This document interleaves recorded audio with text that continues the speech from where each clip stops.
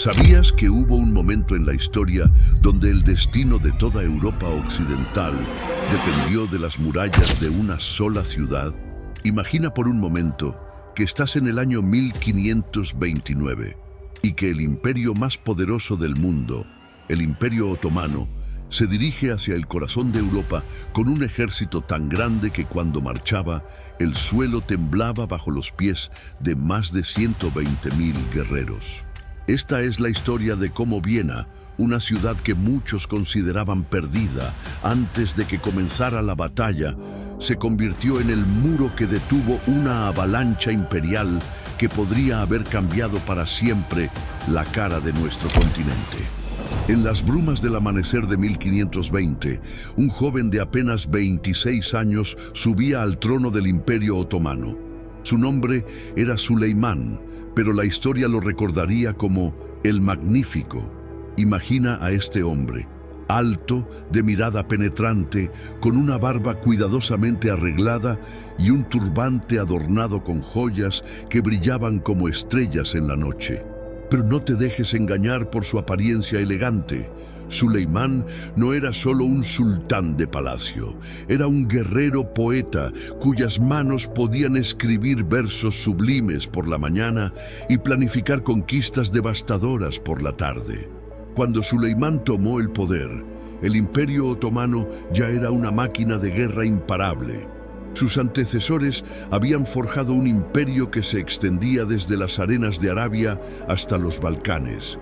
Un coloso que controlaba las rutas comerciales más importantes del mundo. Pero Suleimán tenía una visión más grande.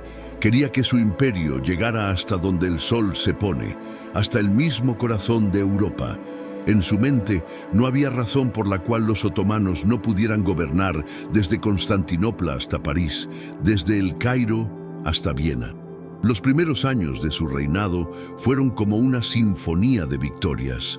En 1521, apenas un año después de su ascensión, capturó Belgrado, la puerta de Hungría, una fortaleza que había resistido durante siglos.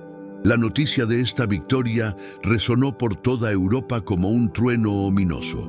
Los cronistas de la época escribían con manos temblorosas sobre este joven sultán que parecía tener el favor de Alá y la fortuna de su lado. En 1522, Suleimán dirigió personalmente el sitio de Rodas, expulsando a los caballeros de San Juan después de un asedio épico de 6 meses. La Europa cristiana comenzaba a entender que se enfrentaba a un enemigo diferente a cualquier otro que hubieran conocido. Lo que hacía único a Suleimán no era solo su genio militar, sino su capacidad para inspirar una lealtad fanática en sus tropas. Los genízaros, la élite de infantería otomana, lo veneraban casi como a un dios. Estos guerreros, reclutados desde niños entre las poblaciones cristianas conquistadas y convertidos al Islam, habían sido entrenados desde su infancia para una sola cosa: la guerra total. Cuando Suleimán aparecía ante ellos montado en su magnífico corcel blanco, con su caftán dorado ondulando al viento, sus gritos de «Alá es grande» podían escucharse a kilómetros de distancia. Era como si hubieran aparecido de las páginas de las 1001 noches, pero con espadas muy reales y una sed de conquista que parecía insaciable. Pero detrás de cada gran conquistador hay siempre una ambición que va más allá del simple poder terrenal. Suleimán no solo quería expandir sus dominios, quería ser recordado como el sultán que llevó el Islam hasta los confines del mundo conocido. En sus escritos privados, que se conservan hasta hoy, hablaba de sí mismo como el continuador de la obra de Alejandro Magno y de César. «El mundo es demasiado pequeño para 2 emperadores», escribía refiriéndose al Sacro Imperio Romano Germánico. Esta no era solo retórica, era una declaración de guerra contra todo lo que Europa representaba. Y su próximo objetivo ya estaba claro en su mente: la joya de los Habsburgo, la ciudad de Viena. Mientras Suleimán forjaba su imperio con hierro y fuego, del otro lado del continente, un hombre cargaba sobre sus hombros el peso de medio mundo cristiano. Carlos V, emperador del Sacro Imperio Romano Germánico y rey de España, era quizás el gobernante más poderoso de Europa, pero también el más atormentado. Imagina tener que gobernar territorios que se extienden desde las brumosas tierras de Flandes hasta las doradas playas de Sicilia, desde las montañas de Austria hasta las vastas extensiones del Nuevo Mundo. Era como intentar dirigir una orquesta donde cada músico tocaba una melodía diferente y algunos ni siquiera querían estar en la orquesta. El problema de Carlos V no era la falta de poder, sino la imposibilidad de estar en todos lados a la vez. Mientras Suleimán podía concentrar toda su atención y recursos en una sola campaña, Carlos V tenía que lidiar simultáneamente con una docena de crisis diferentes. En Alemania, un monje llamado Martín Lutero había encendido una hoguera que amenazaba con quemar toda la unidad religiosa de Europa. La Reforma Protestante no era solo un conflicto teológico, era una revolución que fracturaba el poder imperial y creaba alianzas inesperadas. Príncipes alemanes que antes juraban lealtad al emperador, ahora se rebelaban bajo la bandera del protestantismo, obligando a Carlos V a gastar fortunas y ejércitos en mantener unido su propio imperio. Pero si los problemas religiosos no fueran suficientes, Carlos V también tenía que enfrentar a su eterno rival, Francia. El rey Francisco I de Francia era como una espina clavada en el costado del emperador. Ambos hombres se odiaban con una pasión que trascendía la política. Era algo personal, visceral. Francisco I, encantador y astuto, había convertido la rivalidad con Carlos V en el centro de su política exterior. Y aquí viene la parte más perturbadora de toda esta historia. Francisco I, el rey cristianísimo de Francia, no tuvo escrúpulos en aliarse con Suleimán el Magnífico. Sí, has leído bien. El rey de Francia, defensor de la cristiandad, hizo un pacto con el líder del mundo musulmán para debilitar a Carlos V. Esta alianza franco-otomana no era solo un escándalo diplomático, era una traición que horrorizó a toda Europa.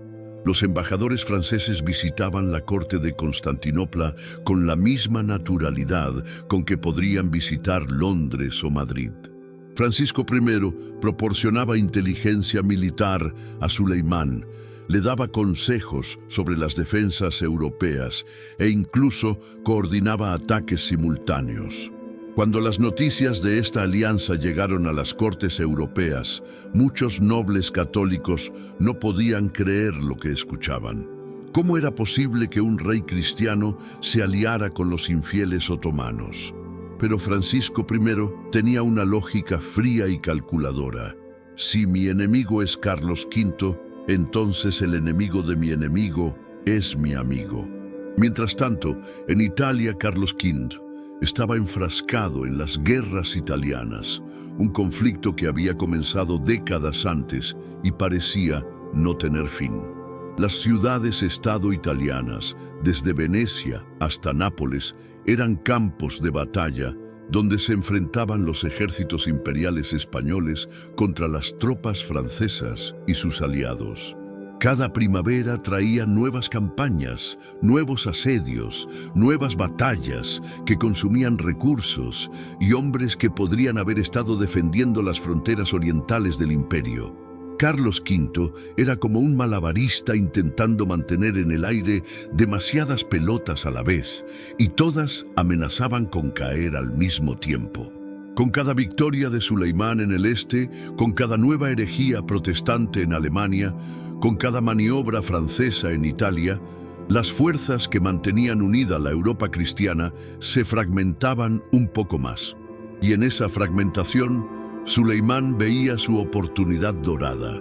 El 29 de agosto de 1526, en una llanura llamada Mohacs, se libró una batalla que cambiaría para siempre el destino de Europa Central. Era un día caluroso de verano, y el aire vibraba con la tensión de dos ejércitos que se preparaban para lo que todos sabían sería un enfrentamiento decisivo. De un lado, El joven rey Luis II de Hungría, de apenas 20 años, había reunido lo que quedaba del poder húngaro, unos 25.000 hombres, entre nobles húngaros montados en sus mejores caballos, mercenarios croatas con sus distintivas armaduras y campesinos convertidos en soldados de la noche a la mañana. Del otro lado, Suleimán el Magnífico había desplegado más de 100.000 guerreros otomanos, con sus jenízaros formados en líneas perfectas, sus cañones apuntando amenazadoramente y sus sipai, caballería, listos para cargar como una avalancha de acero. La batalla comenzó al amanecer con el rugido ensordecedor de los cañones otomanos. Los húngaros, que nunca habían visto artillería en tal cantidad, vieron cómo sus líneas se desintegraban bajo el bombardeo. Pero Luis II, joven e impetuoso, ordenó una carga de caballería directa contra el centro otomano. Por un momento, la valentía húngara pareció triunfar. Los nobles húngaros, gritando sus antiguos gritos de guerra, rompieron las primeras líneas otomanas y por un instante brillante, la victoria pareció posible. Sin embargo, Suleimán había preparado una trampa mortal. Cuando los húngaros se adentraron demasiado en las líneas otomanas, los jenízaros cerraron las alas como las mandíbulas de una bestia gigantesca. Lo que siguió fue una masacre que los cronistas de la época describieron como el día en que murió la nobleza húngara. El joven rey Luis II, desesperado por cambiar el curso de la batalla, se lanzó personalmente al combate. Rodeado por sus últimos caballeros leales, luchó con una bravura que habría hecho llorar a los dioses de la guerra. Pero los números no mienten, y la realidad es cruel. Luis II fue visto por última vez cargando contra una línea de jenízaros, su espada brillando bajo el sol como un rayo de plata. Su cuerpo fue encontrado días después en un pantano, ahogado bajo el peso de su propia armadura mientras intentaba huir del campo de batalla. Con él murieron más de 4.000 nobles húngaros, prácticamente toda la élite militar del reino. Los testimonios de los supervivientes de Mohacs son heartbreaking y revelan la magnitud del desastre. György Szerémy, un cronista húngaro que logró escapar, escribió: «Vi nobles que habían combatido en 100 batallas llorar como niños mientras huían. Vi campos tan cubiertos de cadáveres que los cuervos no podían posarse porque no había espacio libre en la tierra». Un mercenario croata llamado Marko Horvat describió cómo el Danubio se tiñó de rojo durante 3 días y los peces no se atrevían a nadar río arriba. Estos no son solo relatos dramáticos, son testimonios de una catástrofe que marcó el fin de la Hungría medieval tal como había existido durante siglos. La muerte del rey Luis II creó un vacío de poder que tendría consecuencias devastadoras. Hungría, que durante siglos había sido el bastión que protegía a Europa Central de las invasiones orientales, se fragmentó en una guerra civil que solo benefició a Suleimán. 2 pretendientes reclamaron el trono: Fernando I de Habsburgo, hermano del emperador Carlos V, que basaba su derecho en lazos matrimoniales, y Juan Zápolya, un noble húngaro que buscó el apoyo otomano para legitimizar su reinado. Imagínate la ironía cruel. Un pretendiente al trono húngaro pidiendo ayuda al mismo sultán que había aniquilado a la nobleza húngara en Mohacs. Pero Zápolya no tenía alternativa. Sin el apoyo otomano, Fernando I y los Habsburgo simplemente anexarían Hungría al Sacro Imperio Romano Germánico. La batalla de Mohacs no solo había matado a un rey y a miles de nobles, había abierto la puerta para que los otomanos se convirtieran en los árbitros del poder en Europa Central. Y esa puerta llevaba directamente a Viena. En los salones perfumados de Fontainebleau, donde la luz se filtraba a través de vitrales multicolores y los tapices flamencos cubrían las paredes, se estaba gestando una de las alianzas más escandalosas de la historia europea. Era el otoño de 1526, apenas meses después de la catástrofe de Mohacs. cuando los embajadores de Francisco I de Francia recibieron una visita que habría horrorizado a cualquier cristiano piadoso de la época. Los enviados del sultán Suleimán, vestidos con sus magníficas sedas orientales y tocados con turbantes ornamentados, llegaron a la corte francesa no como enemigos, sino como aliados potenciales. Lo que se discutió en esas reuniones secretas cambiaría el equilibrio de poder en Europa de manera irreversible. Francisco I, el rey cristianísimo de Francia, había tomado una decisión que lo convertiría en el hombre más odiado de la cristiandad europea: aliarse con el Imperio Otomano contra Carlos V. Esta no era una alianza casual o temporal. Era un pacto estratégico de largo plazo que incluía coordinación militar, intercambio de inteligencia y ataques simultáneos en múltiples frentes. Los documentos secretos de esta alianza, descubiertos siglos después en los archivos otomanos, revelan el nivel de colaboración entre estos dos mundos aparentemente irreconciliables.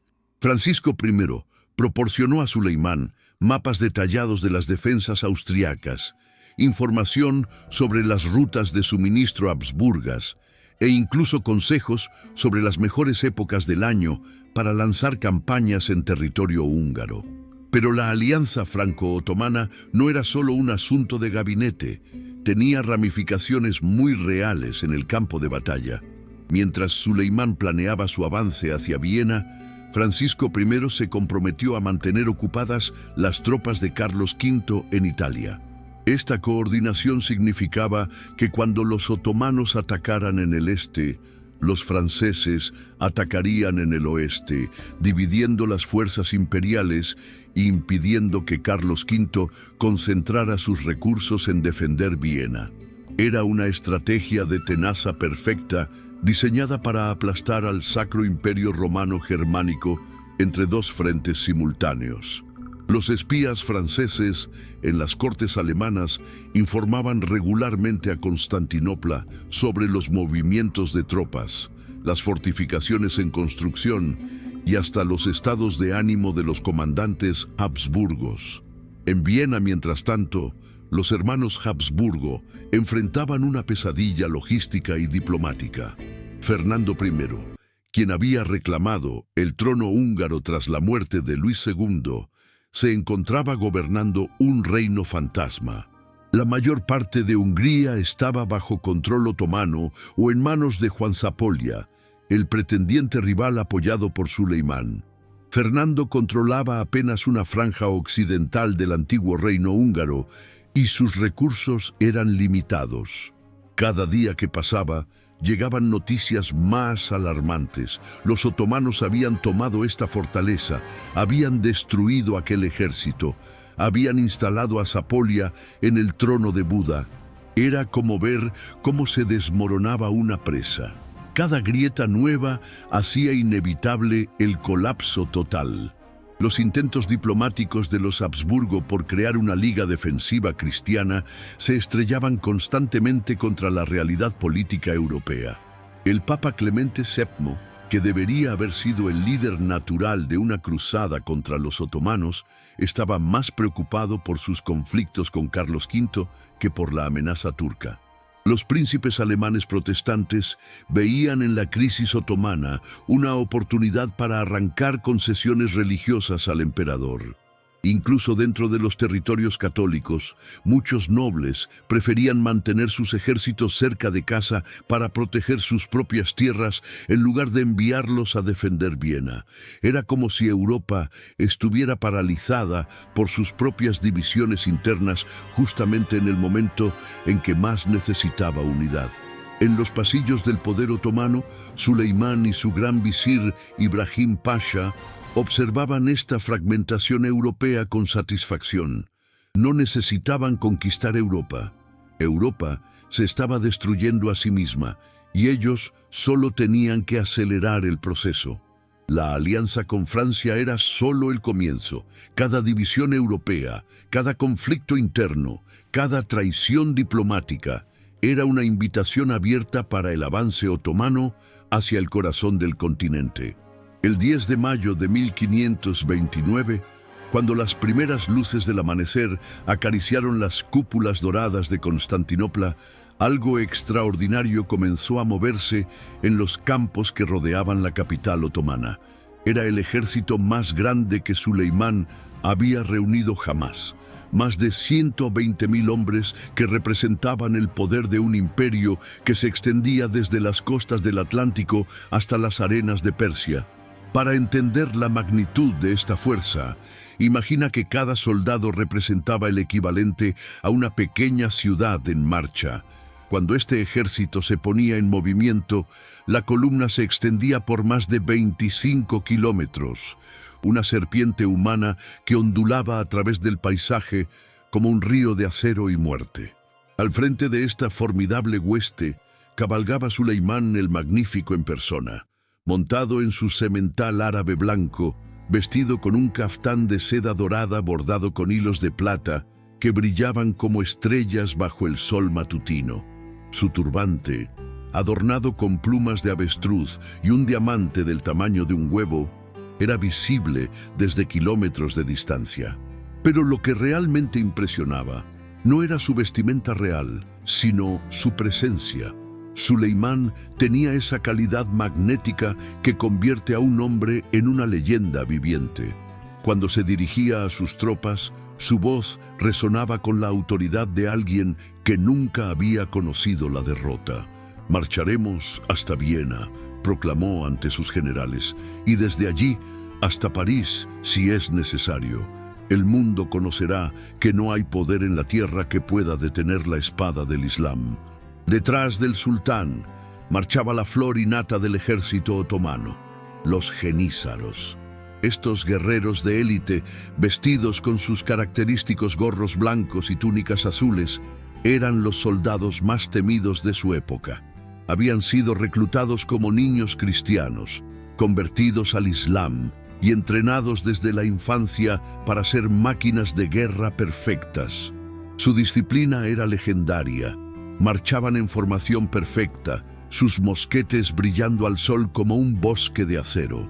Un cronista veneciano que presenció su partida escribió: «Es imposible describir la impresión que causaba ver a estos 12.000 jenízaros marchar en silencio absoluto, sus pasos sincronizados como el latido de un corazón gigantesco. No parecían hombres comunes, parecían ángeles de la muerte enviados por Alá para cumplir su voluntad en la tierra». Pero si los jenízaros eran el puño de hierro del ejército, los sipahi eran su alma de fuego. Estos jinetes, descendientes de las tribus nómadas de Asia Central, representaban la tradición guerrera más antigua del mundo islámico. Montados en caballos que parecían volar sobre la tierra, armados con sables curvos que podían cortar un hombre por la mitad de un solo tajo, los sipahi eran la pesadilla de cualquier ejército europeo. Su líder, un veterano llamado Malkosholu Bali Bey, era famoso por haber matado personalmente a más de 100 enemigos en combate individual. Cuando los sipahi cargaban, el suelo temblaba bajo los cascos de sus monturas y su grito de guerra, «Alá es grande», podía escucharse a kilómetros de distancia. Junto a estas fuerzas regulares marchaban los aliados de Suleimán, contingentes de tártaros de Crimea con sus arcos compuestos mortíferos, arqueros árabes del desierto cuyas flechas nunca erraban el blanco y tropas de los principados vasallos de los Balcanes. Entre estos últimos se encontraban las fuerzas de Juan Zapolia, el pretendiente húngaro, apoyado por los otomanos, que marchaba hacia lo que esperaba sería su coronación en Viena como rey legítimo de toda Hungría. La diversidad de este ejército era asombrosa. Se podían escuchar docenas de idiomas diferentes, ver armaduras de estilos que iban desde el Asia Central hasta el norte de África, y observar tácticas de guerra que representaban siglos de evolución militar. Sin embargo, lo que unía a todas estas fuerzas dispares era una fe inquebrantable en la invencibilidad de Suleimán, y una sed de gloria y botín que los empujaba hacia adelante como una fuerza imparable de la naturaleza.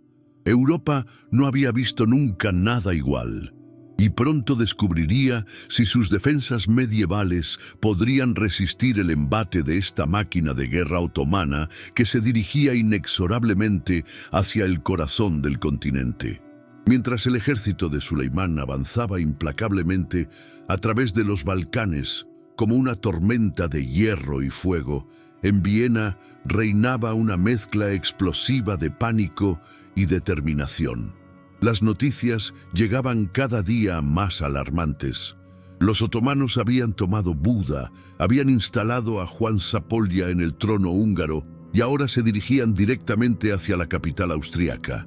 En las calles empedradas de la ciudad, el rumor de las conversaciones se había convertido en un murmullo constante de miedo. Las madres abrazaban más fuerte a sus hijos, los comerciantes escondían sus mercancías más valiosas y los nobles debatían si era mejor quedarse y luchar o huir hacia tierras más seguras. Pero en medio de este caos emocional, un hombre se alzó como un faro de esperanza y autoridad. Niklas Graf Salm, un veterano de guerra de 70 años que había sido elegido para defender lo indefendible. Salm era el tipo de comandante que nace tal vez una vez por generación. Había luchado en Italia, había sobrevivido a decenas de batallas, había visto morir a emperadores y nacer reinos. Su rostro, marcado por cicatrices de guerra y arrugas de sabiduría, inspiraba confianza incluso en los momentos más desesperados. Cuando los ciudadanos de Viena lo veían caminar por las murallas, inspeccionando cada piedra, cada cañón, cada posición defensiva, sentían que tal vez, solo tal vez, tenían una oportunidad. Salm no era solo un militar, era un ingeniero, un psicólogo, un líder nato que entendía que defender una ciudad no era solo cuestión de muros y cañones, sino de mantener viva la esperanza en el corazón de cada defensor. No importa cuántos sean, le dijo a sus oficiales en una reunión que se conserva en los archivos vieneses, lo que importa es que cada uno de nosotros esté dispuesto a morir por el hombre que tiene al lado. Las defensas de Viena en 1529 eran un estudio fascinante de la evolución de la guerra medieval hacia la era moderna. La ciudad estaba rodeada por murallas medievales tradicionales, altas y gruesas, pero completamente inadecuadas para resistir la artillería otomana. Salm lo sabía y por eso ordenó una transformación frenética de las defensas. Miles de ciudadanos, desde nobles hasta mendigos, fueron movilizados para construir bastiones de tierra y madera delante de las murallas de piedra. Estas fortificaciones improvisadas, que los ingenieros modernos llamarían defensas en profundidad, estaban diseñadas para absorber el impacto de los cañones otomanos y dispersar la fuerza de las explosiones. Los fosos fueron profundizados y llenados de obstáculos punzantes. Se construyeron túneles de comunicación para mover tropas rápidamente de un sector a otro. Era como ver cómo una ciudad medieval se transformaba en una fortaleza renacentista en cuestión de semanas. Pero los preparativos no eran solo técnicos, eran profundamente humanos. Wilhelm von Roggendorf, el comandante de la guarnición, organizó a los civiles en unidades de apoyo que trabajaban día y noche reparando muros, transportando municiones y cuidando a los heridos. Las mujeres vienesas, desde duquesas hasta sirvientas, se organizaron para cocinar para los soldados, coser uniformes y hasta fabricar proyectiles para los cañones. Un cronista de la época describió cómo las damas más elegantes de la corte austriaca trabajaban codo a codo con las lavanderas, todas unidas por el mismo terror sagrado y la misma determinación férrea. Los niños corrían mensajes entre las diferentes secciones de la muralla. Los ancianos que no podían luchar molían pólvora o reparaban armas. Era como si toda la ciudad se hubiera convertido en un solo organismo dedicado exclusivamente a la supervivencia. Los refuerzos llegaban en cuentagotas, pero cada nueva unidad era recibida como un regalo del cielo. Tropas de mercenarios alemanes, los famosos Landsknecht, con sus picas de 6 metros y sus armaduras coloridas, marcharon por las calles de Viena entre vítores de la población. Soldados españoles, veteranos de las campañas italianas, trajeron sus arcabuces y su experiencia en guerra de asedio. Húsares serbios al mando de Pavle Vakic, jinetes ligeros expertos en reconocimiento y guerra de guerrillas, se unieron a la defensa con sus caballos veloces y sus sables curvos. Pero quizás lo más importante de todo era el espíritu que se había apoderado de la ciudad. En las iglesias, los sacerdotes predicaban que Viena era el último bastión de la cristiandad, que sus muros protegían no solo a Austria, sino a toda Europa occidental. En las tabernas, los soldados cantaban canciones de guerra que hablaban de gloria eterna para quienes murieran defendiendo la cruz contra la media luna. Era propaganda, por supuesto, pero era propaganda que funcionaba. Cuando llegó septiembre de 1529, Viena no era solo una ciudad, era una idea, una causa, un símbolo de resistencia que brillaba como una antorcha en la oscuridad del terror otomano. El 27 de septiembre de 1529, cuando las brumas matutinas se alzaban lentamente de los campos que rodeaban Viena, los defensores de la ciudad fueron testigos de un espectáculo que ninguno de ellos olvidaría jamás. Desde las murallas, mirando hacia el horizonte, pudieron ver algo que desafiaba toda comprensión. El ejército otomano desplegándose como una inmensa alfombra humana que se extendía hasta donde alcanzaba la vista. No era solo un ejército, era una ciudad móvil, una civilización entera en marcha que había venido a plantar sus tiendas a las puertas de la capital austriaca. El aire se llenó de sonidos extraños y exóticos, el relinchar de miles de caballos, los gritos de los camelleros, el martilleo constante de herramientas mientras los ingenieros otomanos comenzaban a construir sus obras de asedio, y por encima de todo, el canto hipnótico de los muezines llamando a la oración 5 veces al día. La tienda de Suleimán el Magnífico era una maravilla que parecía salida de un cuento de las 1001 noches. Construida con las sedas más finas de Damasco y Bursa, decorada con bordados de oro que representaban versículos del Corán y escenas de las victorias imperiales, la tienda real era más lujosa que muchos palacios europeos. Sus dimensiones eran impresionantes. Podía albergar cómodamente a 100 personas, y su altura era tal que un hombre montado a caballo podía entrar sin agachar la cabeza. Alrededor de la tienda imperial se extendía un verdadero laberinto de pabellones menores donde residían los generales, los administradores, los secretarios y toda la corte móvil que acompañaba al sultán en sus campañas. Por las noches, cuando las antorchas y los braseros se encendían, el campamento otomano brillaba como una constelación terrestre, un espectáculo de luz y movimiento que fascinaba y aterrorizaba a los defensores de Viena por igual. Pero detrás de esta magnificencia visual se escondía una realidad mucho más compleja y problemática. El ejército otomano había llegado a Viena en condiciones muy diferentes a las que Suleimán había planeado originalmente. Las lluvias constantes durante la marcha desde Constantinopla habían convertido los caminos en ríos de lodo, obligando a abandonar gran parte de la artillería pesada en el camino. Los cañones de asedio más grandes, esas monstruosas piezas de bronce que podían abrir brechas en cualquier muralla, se habían quedado atascados en los pantanos de Hungría. Los camellos, esos barcos del desierto perfectamente adaptados a las arenas de Siria y Arabia, habían sucumbido por miles al clima húmedo y frío de Europa Central.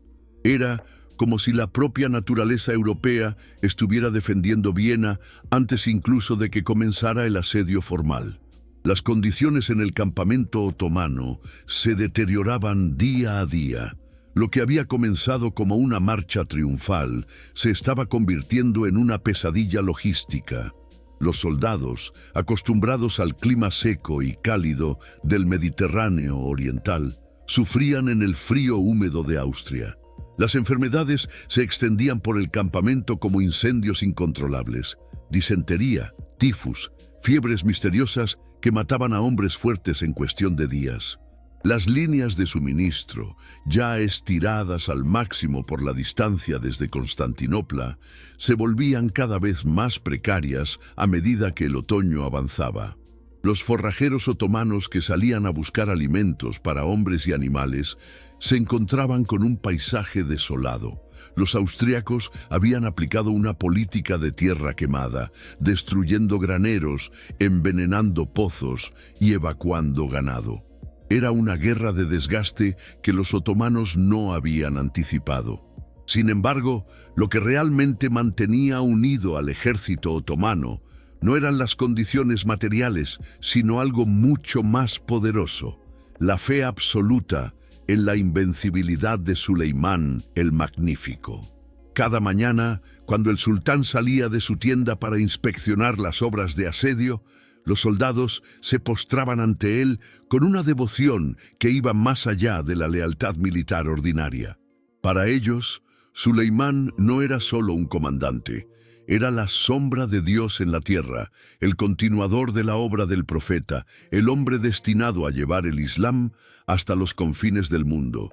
Los veteranos contaban historias de sus victorias anteriores, cómo había tomado Belgrado cuando todos decían que era imposible, cómo había expulsado a los caballeros de Rodas después de siglos de dominio cristiano, cómo nunca había perdido una batalla. Estas historias se extendían por el campamento como ondas en un estanque, manteniendo viva la moral incluso cuando las condiciones físicas empeoraban. Los genízaros, especialmente, mostraban una disciplina que rayaba en lo sobrenatural. Marchaban bajo la lluvia sin quejarse, montaban guardia en el barro sin protestar y se preparaban para el asalto con la serenidad de hombres que ya se consideraban mártires benditos. Desde las murallas de Viena, los defensores observaban este espectáculo con una mezcla de admiración y terror, sabiendo que pronto tendrían que enfrentar no solo a un ejército, sino a una fuerza de la naturaleza humana impulsada por la fe, la ambición y la sed de gloria eterna.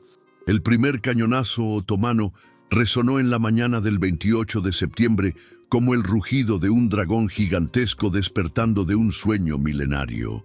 El proyectil de hierro, del tamaño de una cabeza humana, se estrelló contra la muralla norte de Viena, con un impacto que hizo temblar los cimientos de toda la ciudad. En las casas cercanas a las murallas, los platos se cayeron de las mesas, los niños comenzaron a llorar y las mujeres se persignaron mientras murmuraban oraciones desesperadas. Era solo el comienzo de lo que se convertiría en un bombardeo constante que duraría semanas. Un martilleo implacable, diseñado tanto para destruir las defensas físicas como para quebrar el espíritu de los defensores. Los artilleros otomanos, maestros en su arte mortal, habían posicionado sus cañones en semicírculo alrededor de la ciudad, creando un fuego cruzado que no dejaba ningún sector de la muralla completamente seguro. Desde el punto de vista técnico, el bombardeo otomano de Viena representaba el estado del arte de la artillería del siglo XVI. Aunque habían perdido sus cañones más grandes durante la marcha, los otomanos aún tenían suficiente potencia de fuego para causar daños serios. Sus cañones de bronce, fundidos en las famosas fábricas de armas de Constantinopla, podían disparar proyectiles a más de 800 metros de distancia con una precisión que aterrorizaba a los europeos. Los artilleros turcos, muchos de ellos renegados cristianos convertidos al Islam, conocían íntimamente las debilidades de las fortificaciones europeas. Concentraban su fuego en las esquinas de las torres, donde las murallas eran más vulnerables, y utilizaban una técnica llamada fuego en batería, donde varios cañones disparaban simultáneamente al mismo punto para maximizar el daño.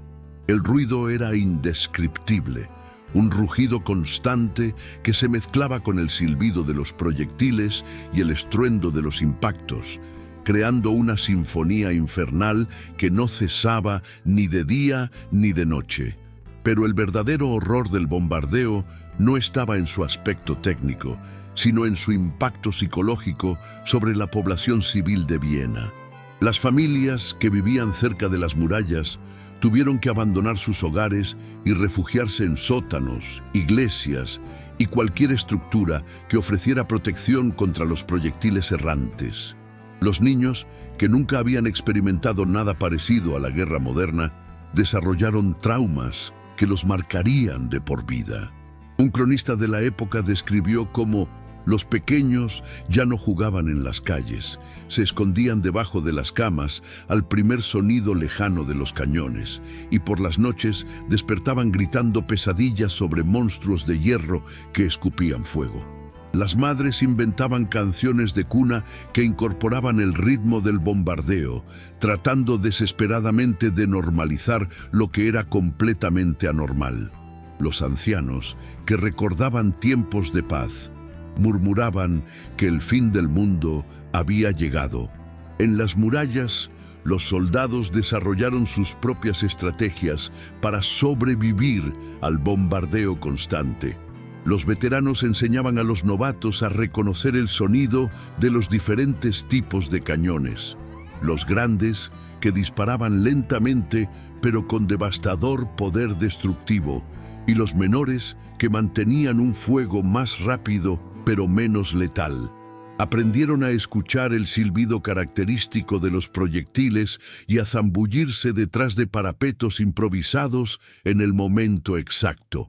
Desarrollaron un sistema de turnos que permitía a algunos hombres descansar, mientras otros montaban guardia, porque nadie podía mantener la alerta constante durante semanas sin volverse loco.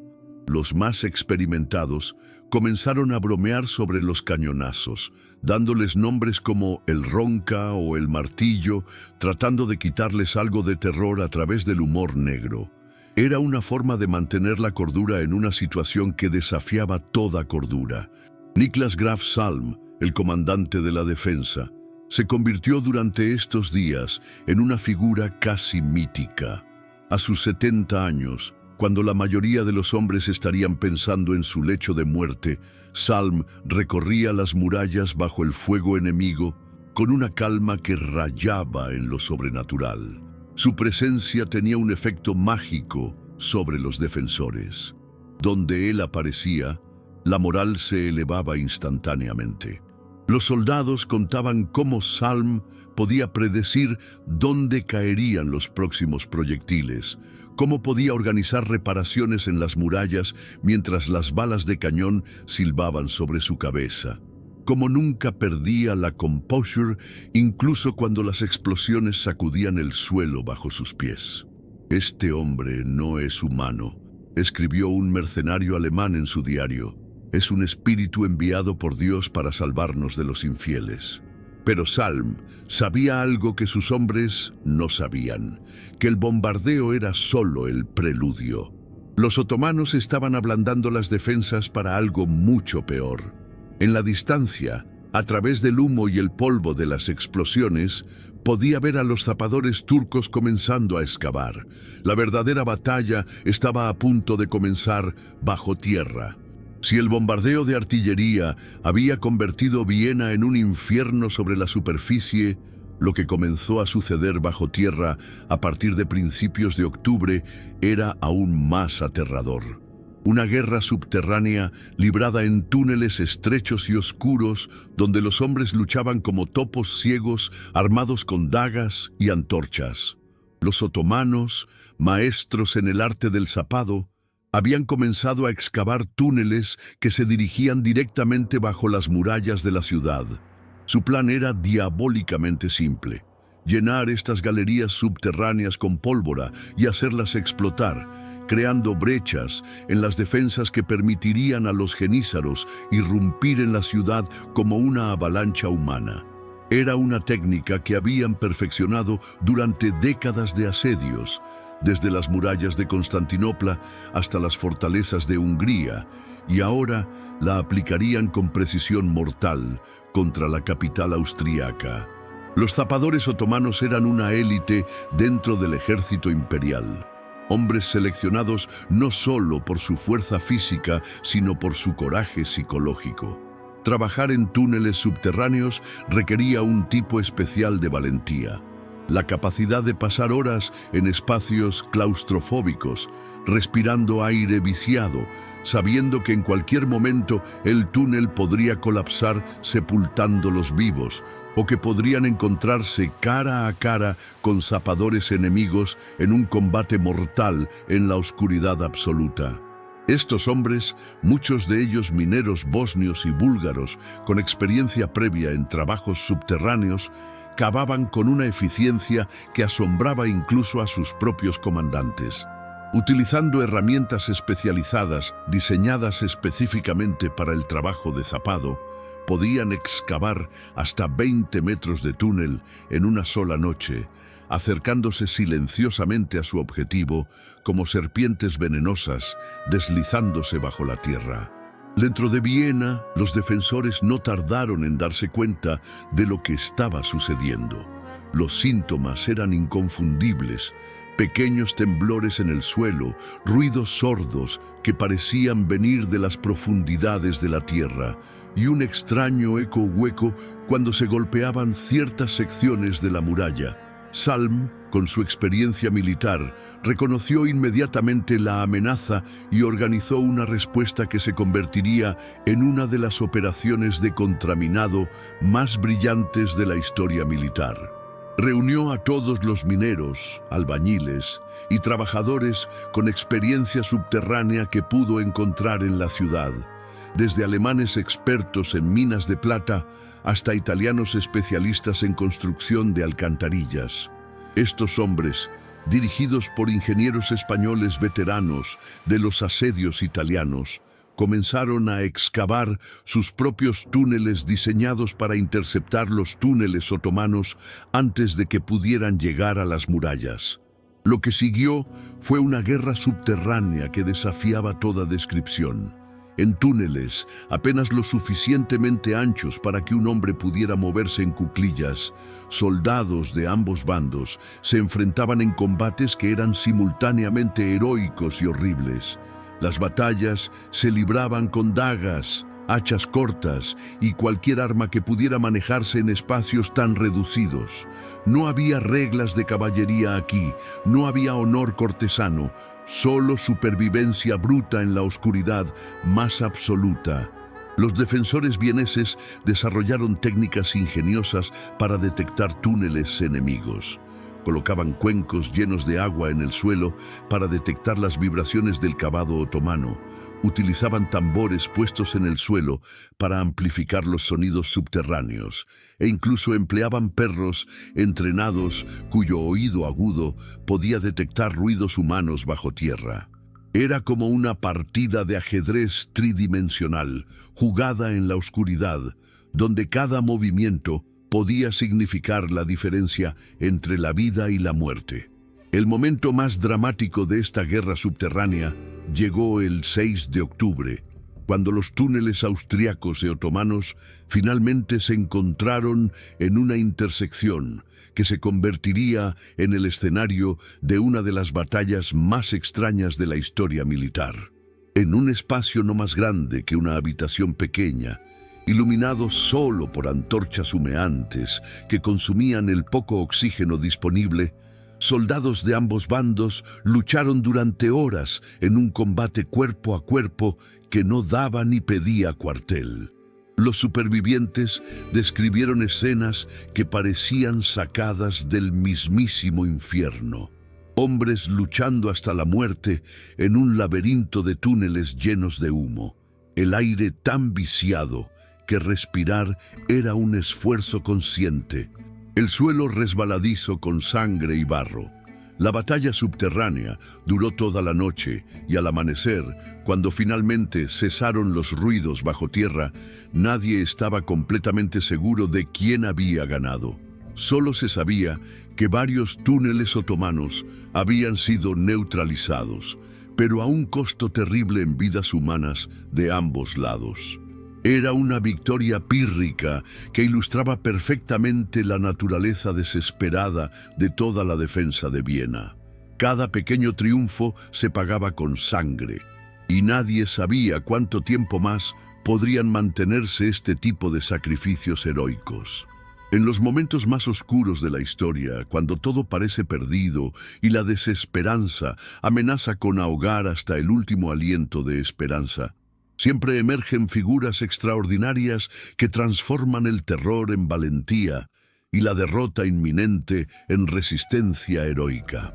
Durante el asedio de Viena, mientras los cañones otomanos rugían día y noche y los túneles enemigos se acercaban peligrosamente a las murallas, surgieron hombres y mujeres cuyas acciones trascendieron los límites de lo que creíamos posible en seres humanos ordinarios. Estos no eran superhéroes de leyenda, eran personas de carne y hueso que, enfrentadas a circunstancias extraordinarias, decidieron que había cosas más importantes que su propia supervivencia. Sus nombres resonarían a través de los siglos, pero más importante aún, sus acciones en esos días desesperados salvarían no solo a Viena, sino posiblemente a toda la civilización europea occidental. Niklas Graf Salm había llegado a sus últimos días como comandante supremo de la defensa, y su cuerpo de 70 años comenzaba a mostrar las heridas acumuladas de una vida entera dedicada a la guerra. Durante una inspección de las murallas dañadas el 8 de octubre, un fragmento de proyectil otomano le abrió una herida profunda en la pierna izquierda que se infectó rápidamente. Los médicos de la ciudad, escasos y sobrecargados de trabajo, le dijeron que necesitaba reposo inmediato si quería vivir. La respuesta de Salm se convertiría en leyenda. Tendré toda la eternidad para descansar cuando Viena esté a salvo. Durante los días siguientes, este hombre extraordinario dirigió la defensa desde una silla especial que sus hombres cargaban de sector en sector de la muralla. Su presencia, incluso en esa condición, tenía un efecto mágico sobre los defensores. Cuando los soldados lo veían llegar, cojeando pero imperturbable, con sus ojos grises brillando de determinación férrea, sentían que mientras Graf Salm respirara, Viena no caería. Su ejemplo personal de valor bajo fuego se convirtió en el estándar de comportamiento para toda la guarnición. Wilhelm von Roggendorf, el comandante militar directo de las tropas, complementaba perfectamente el liderazgo inspirador de Salm con una eficiencia táctica que rayaba en lo genial. Mientras Salm mantenía alta la moral, Roggendorf organizaba la resistencia práctica con la precisión de un relojero suizo. Había dividido la defensa en sectores, cada uno comandado por oficiales experimentados que conocían íntimamente cada piedra de sus secciones respectivas.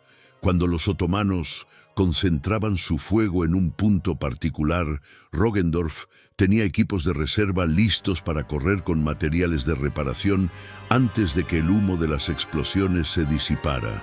Había organizado un sistema de mensajeros que mantenía comunicación constante entre todos los sectores, permitiendo redistribuir tropas y recursos según las necesidades del momento. Su genio organizativo se extendía hasta los detalles más pequeños. Había establecido cocinas móviles que llevaban comida caliente a los soldados en primera línea, equipos médicos que podían llegar a los heridos en minutos y hasta capellanes militares que proporcionaban consuelo espiritual a los moribundos. Entre los héroes individuales cuyas acciones se recordarían durante generaciones, destacaba Luis de Ábalos, un comandante español veterano de las campañas italianas que había llegado a Viena con un contingente de arcabuceros experimentados. Ábalos había desarrollado una táctica innovadora para maximizar el poder destructivo de las armas de fuego contra las cargas de infantería otomana.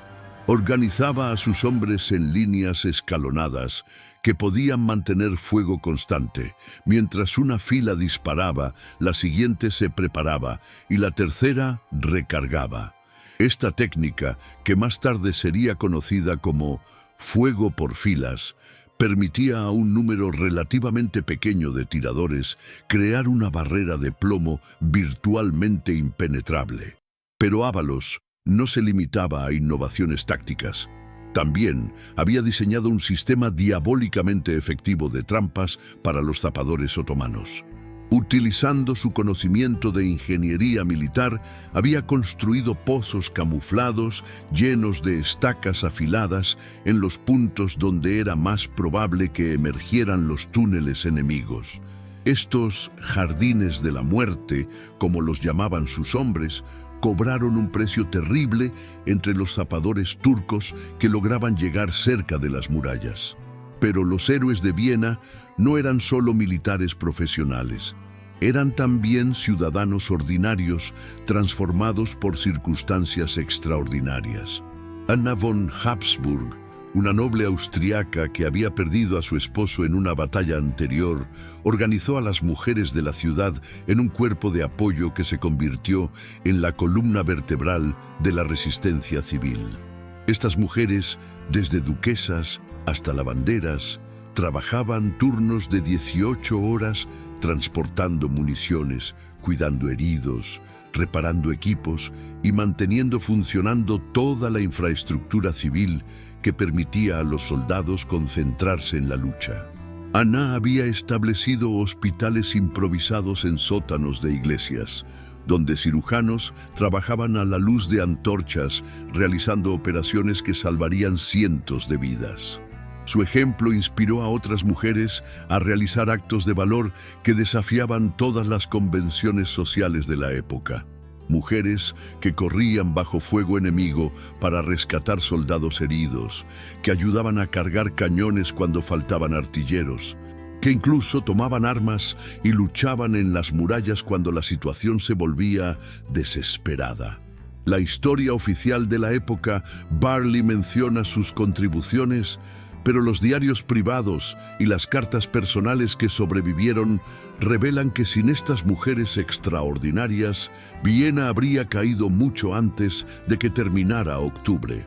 El 11 de octubre de 1529, cuando parecía que ni el valor humano ni la ingeniería militar podrían salvar a Viena de su destino aparentemente inevitable, intervino una fuerza que ningún general había incluido en sus cálculos estratégicos: la naturaleza misma.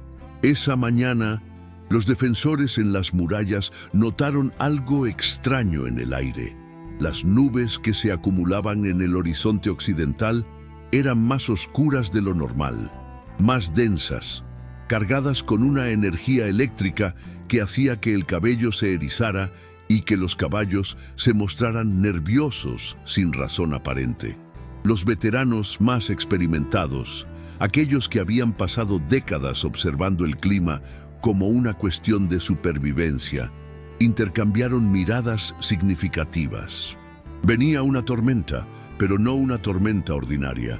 Era el tipo de tempestad que los campesinos austriacos llamaban la venganza del cielo, una furia meteorológica que podía cambiar el curso de los acontecimientos humanos con la misma facilidad con que un gigante podría voltear un tablero de ajedrez. La lluvia comenzó poco después del mediodía como una llovizna ligera que nadie tomó en serio. Los soldados otomanos, acostumbrados a las precipitaciones frecuentes del otoño europeo, continuaron sus preparativos para lo que todos sabían sería el asalto final contra las murallas de Viena. Pero lo que comenzó como una llovizna se intensificó gradualmente hasta convertirse en un aguacero constante, luego en una lluvia torrencial y finalmente en un diluvio bíblico que parecía como si el cielo mismo hubiera declarado la guerra contra el ejército otomano.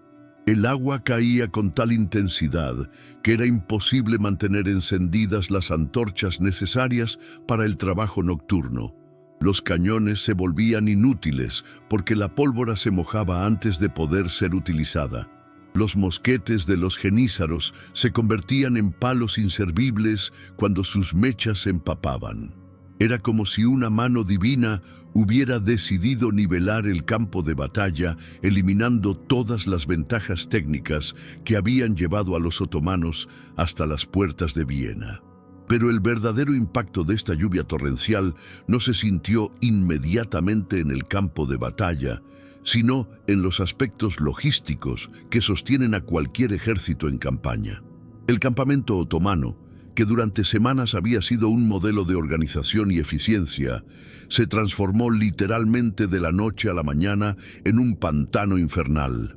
Las tiendas, diseñadas para los climas secos del Mediterráneo oriental, no podían resistir la intensidad de la lluvia europea. Los soldados se despertaban empapados en charcos de agua fría, tiritando bajo mantas mojadas que no proporcionaban ningún calor. Las cocinas militares se volvían inutilizables porque era imposible mantener encendidos los fuegos necesarios para preparar comida caliente para más de 100.000 hombres. Los caballos, ya debilitados por semanas de campaña y alimentación irregular, comenzaron a enfermarse y morir en números alarmantes.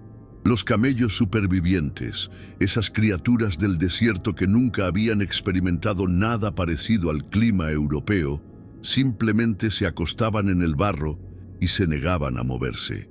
El impacto psicológico de esta intervención meteorológica fue aún más devastador que sus efectos físicos.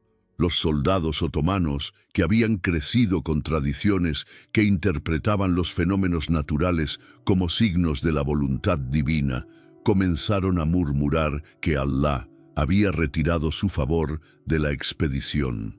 Los imanes del ejército trataban desesperadamente de mantener alta la moral, explicando que las dificultades eran solo pruebas de fe, pero sus palabras sonaban huecas cuando cada amanecer traía nuevas miserias causadas por el clima implacable. Los genízaros, esos guerreros de élite cuya disciplina era legendaria, comenzaron a mostrar signos de descontento que habrían sido impensables en circunstancias normales. Las deserciones, prácticamente inexistentes durante las primeras semanas del asedio, se volvieron un problema diario.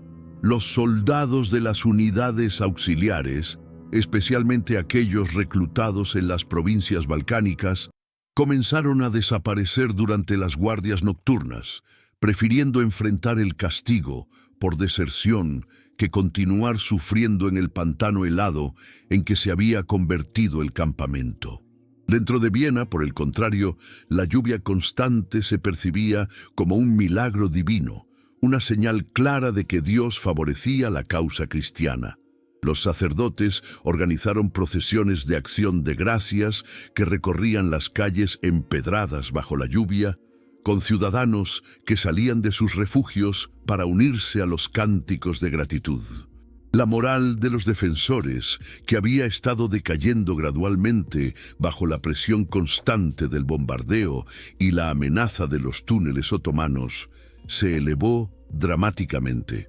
Los soldados en las murallas, aunque también sufrían por el clima, al menos tenían refugios secos donde guarecerse entre turnos, comida caliente de las cocinas ciudadanas y la perspectiva de dormir bajo techos sólidos.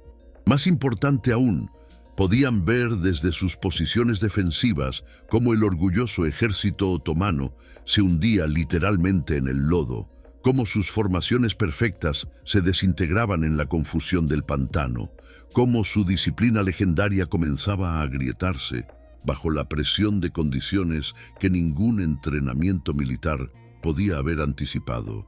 Graf Salm, observando desde su puesto de mando el espectáculo del campamento enemigo convertido en un lodazal, comentó a sus oficiales con una sonrisa que hacía semanas que no aparecía en su rostro marcado por la guerra. Parece que el Todopoderoso ha decidido luchar del lado de los defensores de la fe. Era un momento de esperanza que llegaría justo a tiempo, porque Suleimán, desesperado por salvar su reputación y su campaña, estaba a punto de apostar todo en un último asalto que determinaría el destino de Europa. El amanecer del 12 de octubre de 1529 se levantó gris y amenazante sobre Viena, cargado con la tensión eléctrica que precede a los momentos decisivos de la historia.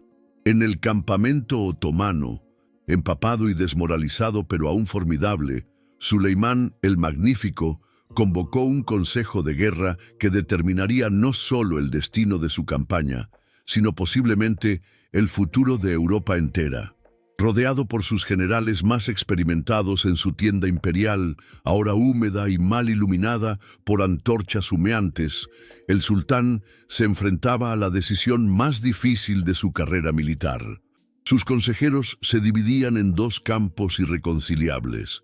Los veteranos pragmáticos argumentaban que el otoño avanzado, las líneas de suministro estiradas y la moral decadente hacían imperativo levantar el asedio y regresar a Constantinopla antes de que el invierno convirtiera la retirada en un desastre total. Pero Ibrahim Pasha, su gran visir y amigo más cercano, argumentaba con vehemencia que retirarse sin haber tomado Viena destruiría para siempre la reputación de invencibilidad otomana y alentaría rebeliones en todo el imperio. La decisión de Suleimán fue característica de su personalidad, audaz hasta la temeridad, pero calculada hasta el último detalle. Ordenó que se concentraran todos los recursos disponibles en un asalto final masivo que se lanzaría el 14 de octubre. No sería una operación a medias, sería un ataque total que comprometería las mejores tropas del imperio en un intento desesperado de tomar la ciudad antes de que las condiciones se volvieran completamente imposibles. Los zapadores recibieron órdenes de acelerar al máximo el trabajo en sus túneles, incluso si eso significaba aceptar pérdidas masivas. Los genízaros fueron preparados para 3 oleadas de asalto consecutivas, diseñadas para agotar las defensas vienesas mediante un desgaste implacable. Los sipahi, a pesar del estado lamentable de sus monturas, se prepararon para cargas de caballería que aprovecharían cualquier brecha que pudieran crear los asaltos de infantería. Era una apuesta total, el tipo de decisión que convierte a los comandantes en leyendas inmortales o en notas al pie trágicas de la historia.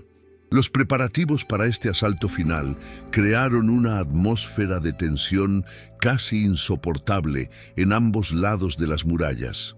En el campamento otomano, los soldados realizaban sus abluciones rituales y recitaban oraciones con la solemnidad de hombres que sabían que muchos de ellos no verían otro amanecer. Los genízaros, esos guerreros de élite cuyo valor era legendario en todo el mundo islámico, afilaban sus cimitarras y revisaban obsesivamente sus mosquetes, preparándose para lo que todos sabían sería la prueba definitiva de su tradición militar. Los imanes recorrían las filas bendiciendo armas y soldados, recordando a los combatientes que morir en yihad garantizaba el paraíso eterno. En Viena, los defensores hacían sus propios preparativos con una mezcla de determinación y terror sagrado. Graf Salm, a pesar de su herida infectada y su edad avanzada, insistió en recorrer personalmente cada sector de las defensas, hablando con pequeños grupos de soldados, transmitiéndoles su confianza férrea en la victoria final. Los capellanes católicos celebraron misas continuas en las iglesias de la ciudad, donde soldados y civiles se confesaban y comulgaban como si fuera la última vez. El 14 de octubre, poco antes del amanecer, la tensión acumulada finalmente explotó en violencia. El ataque comenzó con la detonación simultánea de 3 minas otomanas que habían sido excavadas bajo diferentes secciones de la muralla. Las explosiones fueron tan poderosas que se sintieron en toda la ciudad, despertando a cada hombre, mujer y niño con un rugido que parecía el fin del mundo. Enormes secciones de la muralla medieval se vinieron abajo en avalanches de piedra y polvo, creando brechas por donde podrían pasar regimientos enteros. El humo y el polvo que siguieron a las explosiones crearon una cortina que ocultaba el campo de batalla, pero a través de esa cortina neblinosa llegaron los gritos de guerra de miles de genízaros lanzándose al asalto como una ola humana imparable. Lo que siguió fue una de las batallas más feroces e intensas de todo el siglo XVI. Un enfrentamiento cuerpo a cuerpo que duró más de 6 horas y que puso a prueba los límites del valor humano. Los genízaros, luchando con la desesperación de hombres que sabían que este era su último chance de gloria, se arrojaron contra las brechas con un fanatismo que aterrorizó incluso a los veteranos vieneses. Pero los defensores, inspirados por el ejemplo de Graf Salm y motivados por la certeza de que luchaban por la supervivencia de sus familias y su fe, resistieron con una tenacidad que transformó cada metro de muralla en un campo de batalla separado. Los arcabuceros españoles de Luis de Ábalos disparaban con precisión letal desde posiciones elevadas, creando montones de cadáveres otomanos en las brechas.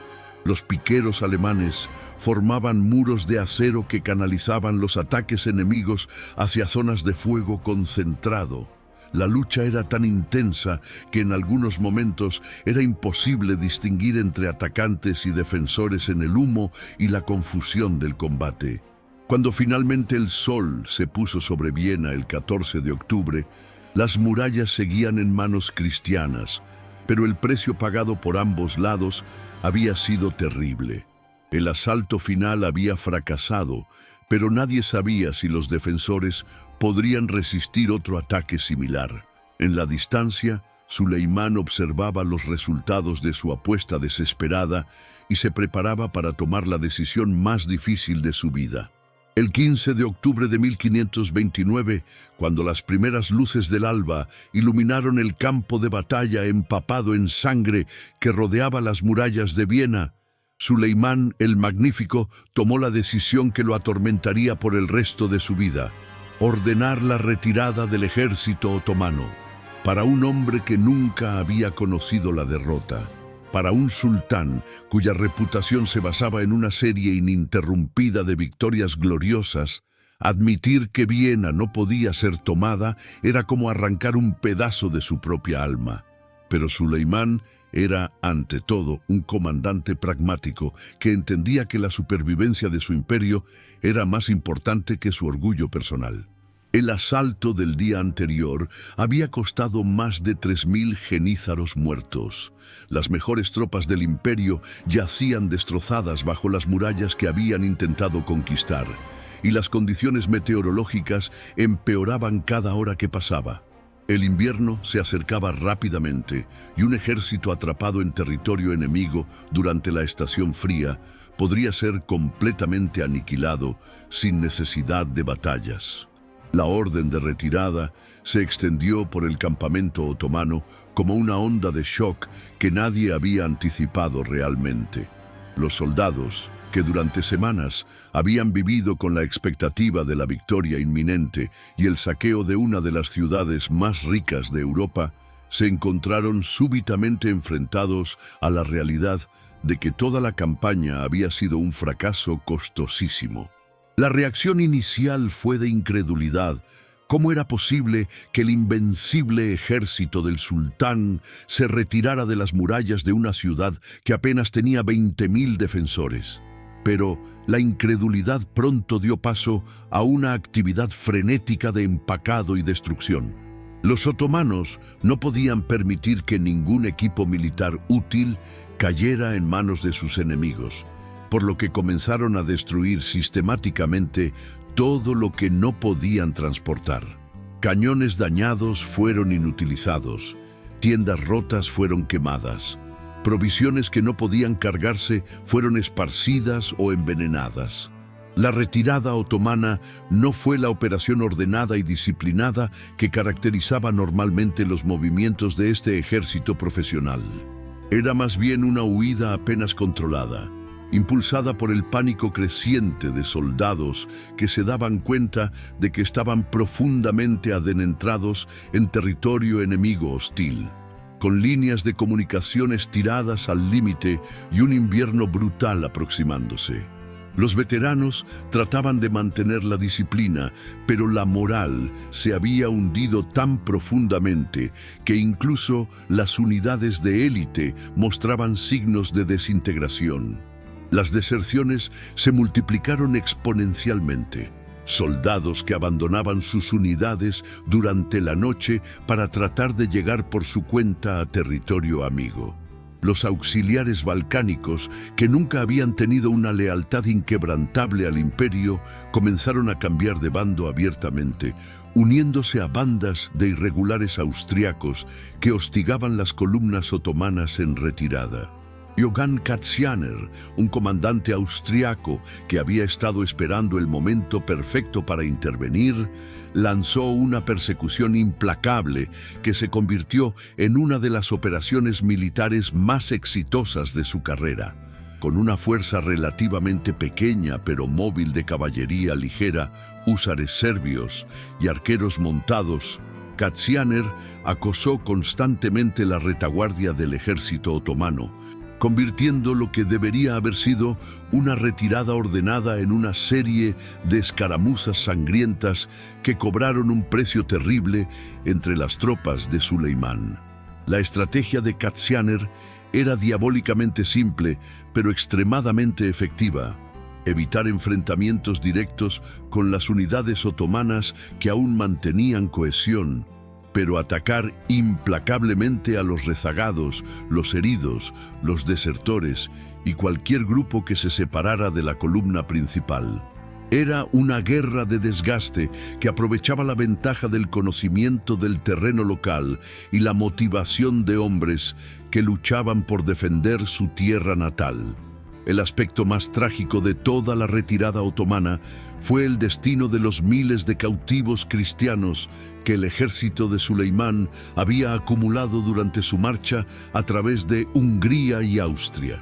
Estos prisioneros, principalmente mujeres y niños que habían sido capturados durante el saqueo de aldeas y pequeñas ciudades, se habían convertido en una carga logística imposible de mantener durante una retirada precipitada. Las fuentes otomanas guardan un silencio significativo sobre lo que sucedió exactamente con estos cautivos, pero los testimonios cristianos contemporáneos sugieren una tragedia de proporciones enormes. Muchos prisioneros fueron simplemente abandonados en el camino cuando se volvieron demasiado débiles para continuar la marcha. Otros fueron ejecutados cuando sus captores decidieron que representaban un impedimento para la velocidad de retirada necesaria para escapar de la persecución austriaca. Katzianer y sus hombres encontraron evidencias de estas atrocidades a lo largo de toda la ruta de retirada, lo que solo intensificó su determinación de infligir el máximo daño posible al ejército invasor. Las primeras nevadas de la temporada comenzaron el 18 de octubre, apenas 3 días después del inicio de la retirada, convirtiendo una situación ya desesperada en un infierno helado que cobraría más vidas que todas las batallas del asedio combinadas. Los soldados otomanos, equipados para campañas en climas mediterráneos, se encontraron completamente inadecuados para las condiciones del invierno centroeuropeo. Las bajas por congelamiento, hipotermia y enfermedades relacionadas con el frío comenzaron a superar las bajas por combate. Los caballos que habían sobrevivido al asedio murieron por miles en los caminos helados, obligando a los jinetes de élite a continuar a pie. Los cañones restantes tuvieron que ser abandonados cuando se volvió imposible arrastrarlos por senderos convertidos en pistas de hielo. Lo que había comenzado como la campaña más ambiciosa de Suleimán el Magnífico terminó como una de las retiradas más costosas en la historia militar otomana. De los más de 120.000 hombres que habían marchado hacia Viena en la primavera llena de esperanza, menos de 80.000 lograrían regresar a territorio otomano seguro. Las bajas totales, incluyendo muertos en combate, fallecidos por enfermedades, desertores y aquellos que simplemente desaparecieron durante la retirada, alcanzaron cifras que el imperio tardaría años en reponer. Era el final de un sueño imperial que había llegado a apenas unas pocas millas de cambiar para siempre el equilibrio de poder en Europa.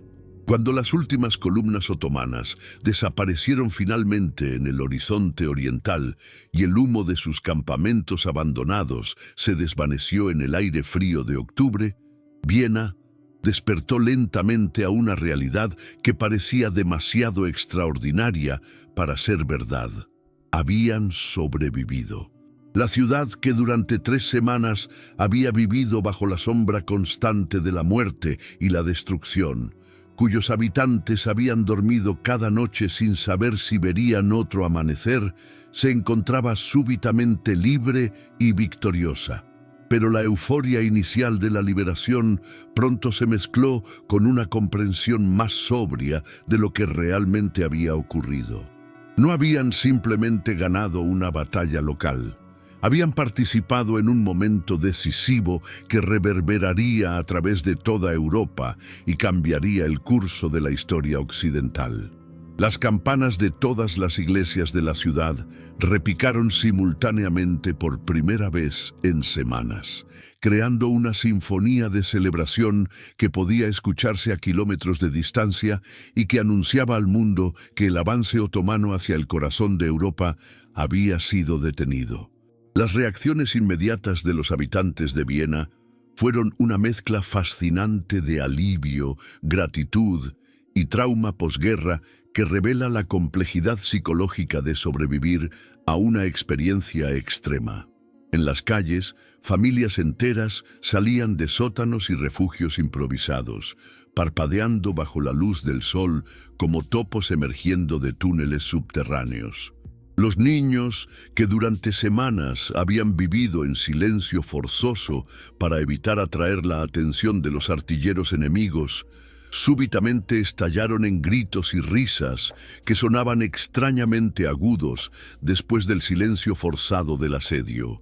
Pero muchos adultos mostraban síntomas de lo que hoy reconoceríamos como trauma por estrés. Hombres veteranos que se sobresaltaban violentamente al escuchar ruidos fuertes, mujeres que no podían dejar de llorar sin razón aparente, ancianos que murmuraban obsesivamente sobre los horrores que habían presenciado. Era como si toda la población hubiera pasado por una experiencia que había cambiado permanentemente su relación con conceptos básicos como la seguridad, la normalidad y la esperanza en el futuro. Graf Salm, el héroe de la defensa, no vivió para ver las celebraciones completas de la victoria que él había hecho posible. Su herida infectada, agravada por semanas de negarse el reposo médico necesario, finalmente lo venció pocas semanas después del levantamiento del asedio. Murió el 4 de mayo de 1530, rodeado por una ciudad que lo veneraba como el salvador de la cristiandad europea. Sus últimas palabras, según los cronistas de la época, fueron característicamente modestas. Hice lo que cualquier soldado cristiano habría hecho en mi posición. La gloria pertenece a Dios y a los hombres valientes que lucharon en las murallas. Su funeral se convirtió en una procesión que duró todo un día, con representantes de toda Europa que vinieron a rendir homenaje al hombre que había detenido el avance otomano. El emperador Carlos V, finalmente libre de sus compromisos en Italia, llegó personalmente a Viena para honrar al comandante que había salvado su capital oriental. Salm fue enterrado en la Catedral de San Esteban, donde su tumba se convirtió inmediatamente en un lugar de peregrinación para soldados y ciudadanos que querían agradecer al hombre que había hecho posible su supervivencia. Las repercusiones políticas del fracaso del asedio se extendieron como ondas sísmicas a través de toda Europa, alterando alianzas, cambiando percepciones y reconfigurando el equilibrio de poder continental de maneras que nadie había anticipado completamente. En las Cortes Europeas, la noticia de la victoria vienesa fue recibida con una mezcla de alivio, asombro y recálculo estratégico inmediato. El Papa Clemente VII ordenó celebraciones especiales en toda la cristiandad católica, proclamando que la defensa de Viena había sido un milagro divino que demostraba el favor de Dios hacia la causa cristiana. Pero más significativamente, la derrota otomana alteró fundamentalmente las percepciones europeas sobre la invencibilidad del Imperio turco. Por primera vez en décadas, las Cortes Europeas comenzaron a hablar no solo de contener el avance otomano, sino de posibles contraataques que podrían recuperar territorios perdidos en los Balcanes. La alianza entre Francia y el Imperio Otomano, que había sido uno de los escándalos diplomáticos más grandes del siglo, súbitamente se volvió una liability política enorme para Francisco I. La opinión pública europea, que siempre había visto con horror la cooperación entre un rey cristiano y el sultán musulmán, ahora se volvió abiertamente hostil hacia Francia.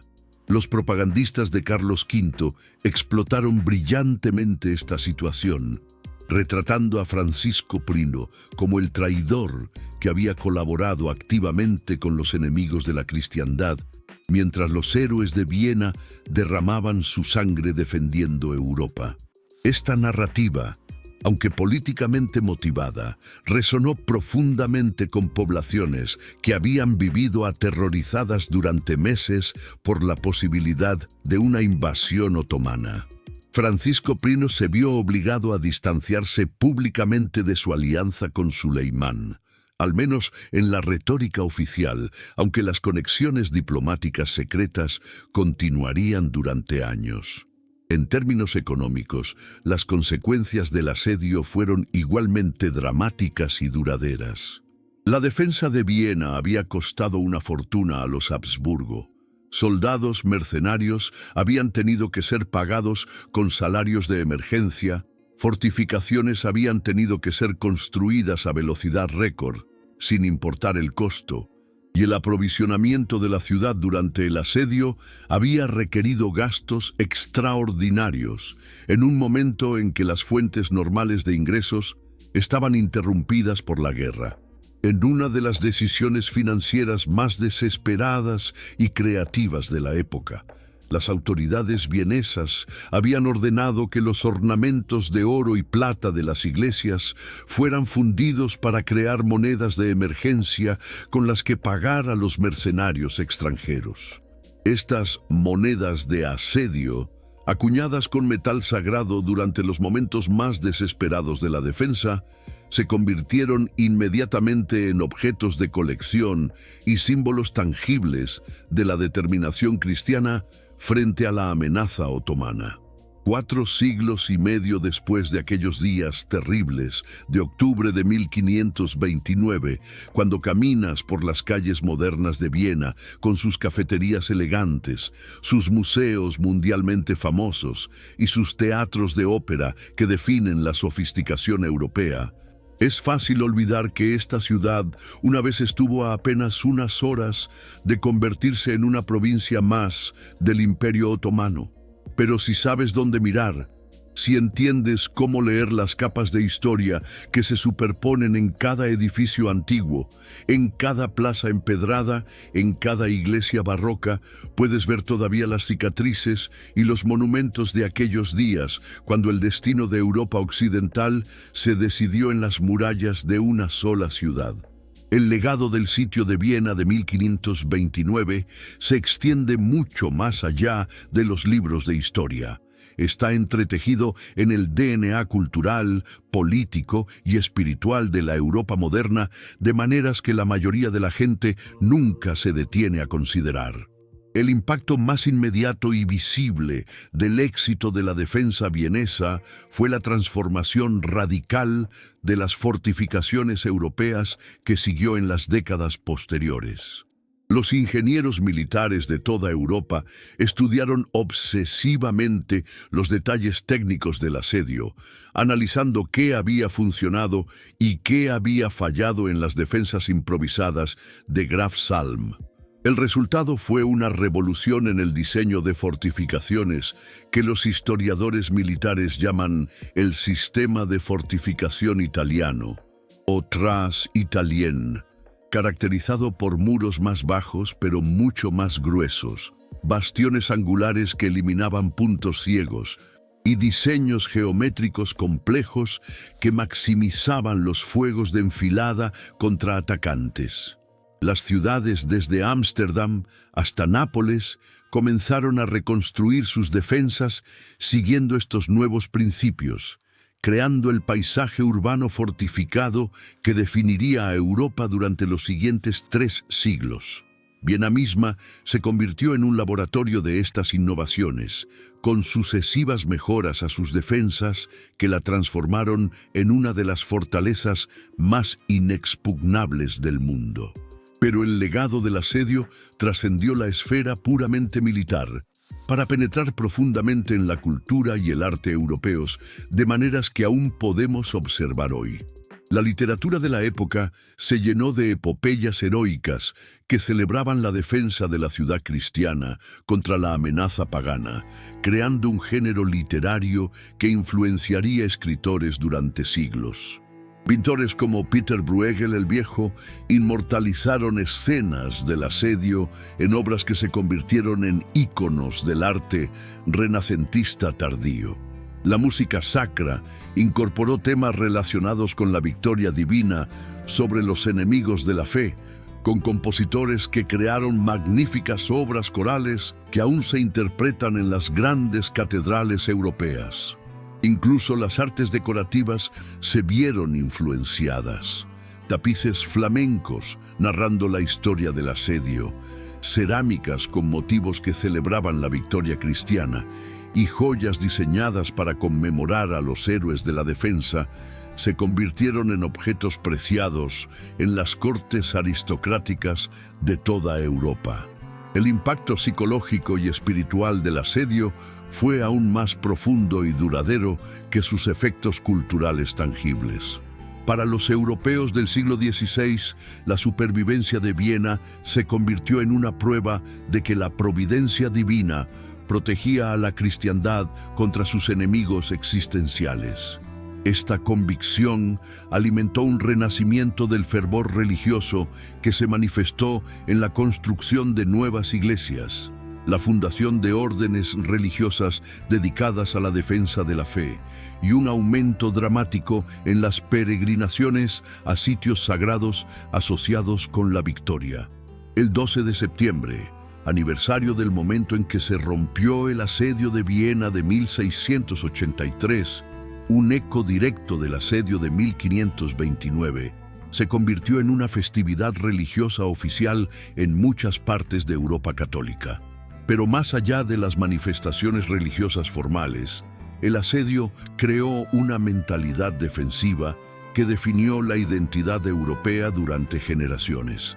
La idea de que Europa era un bastión asediado de civilización cristiana que debía mantenerse vigilante contra amenazas existenciales del exterior. En términos geopolíticos, el fracaso otomano en Viena marcó el verdadero comienzo del declive del imperio que una vez había amenazado con conquistar toda Europa. Aunque Suleimán intentaría otra campaña hacia Austria en 1532, que se detendría en la pequeña fortaleza de Gunz, nunca más los otomanos tendrían la oportunidad real de alterar fundamentalmente el equilibrio de poder europeo. La derrota psicológica de 1529 erosionó lentamente la mística de invencibilidad otomana, alentando rebeliones en los Balcanes, fortaleciendo la resistencia cristiana en Hungría y eventualmente contribuyendo a la formación de la Liga Santa, que detendría definitivamente la expansión otomana en la batalla naval de Lepanto en 1571. El mundo moderno, donde Europa occidental desarrolló las instituciones políticas, económicas y culturales que eventualmente se extenderían globalmente, fue posible en parte porque una ciudad resistió durante 3 semanas terribles en el otoño de 1529. Quizás el legado más importante y menos reconocido del sitio de Viena de 1529 es cómo estableció un precedente psicológico para la resistencia europea contra amenazas existenciales que resonaría a través de los siglos. Cuando los europeos del siglo XX enfrentaron los horrores del totalitarismo nazi y soviético, cuando las ciudades como Londres, Stalingrado y Berlín se convirtieron en símbolos de resistencia civilizacional contra la barbarie, estaban inconscientemente siguiendo un patrón establecido 4 siglos antes en las murallas de Viena. La idea de que una ciudad, un pueblo, una civilización puede resistir contra probabilidades imposibles si su causa es justa y su determinación inquebrantable, se remonta directamente a esos días de octubre cuando Graf Salm y sus hombres demostraron que hasta el imperio más poderoso del mundo puede ser detenido por la voluntad humana organizada en defensa de principios fundamentales. En nuestro mundo moderno, donde enfrentamos nuevas amenazas a los valores democráticos y humanísticos que definen la civilización occidental, la historia del sitio de Viena de 1529 sigue siendo relevante no como un relato de conflicto religioso, sino como un testimonio eterno del poder de la resistencia organizada contra las fuerzas que buscan destruir todo lo que hace que la vida humana sea digna de vivirse. Cuando Suleimán el Magnífico murió en 1566 durante otro asedio en Hungría, llevándose consigo los sueños de un imperio otomano que se extendiera desde el Atlántico hasta el Pacífico, su fracaso más doloroso seguía siendo Viena. En sus memorias privadas, escritas años después del asedio, el gran sultán reflexionó: de todas las victorias que Alá me concedió, ninguna me dio tanto placer como esperaba. Pero de todas las derrotas que sufrí, solo una me robó el sueño. Esas malditas murallas de Viena que resistieron cuando todo el mundo esperaba que cayeran. Es un testimonio apropiado para un momento que cambió la historia, no por lo que logró, sino por lo que impidió. Europa nunca sabrá qué habría sido de su destino si Graf Salm hubiera fallado en su misión, si las murallas hubieran cedido, si el 15 de octubre de 1529 las banderas otomanas hubieran ondeado sobre la Catedral de San Esteban. Lo que sí sabemos es que en esos días terribles y gloriosos de finales de 1529, un puñado de hombres y mujeres extraordinarios se alzó contra el destino aparentemente inevitable y, a través de su sacrificio y su valor, aseguró que la historia tomaría un curso diferente. Ese es, quizás, el legado más precioso de todos, la demostración de que la historia humana no está predeterminada, de que incluso en los momentos más oscuros la voluntad humana puede cambiar el curso de los acontecimientos y asegurar un futuro que parecía imposible.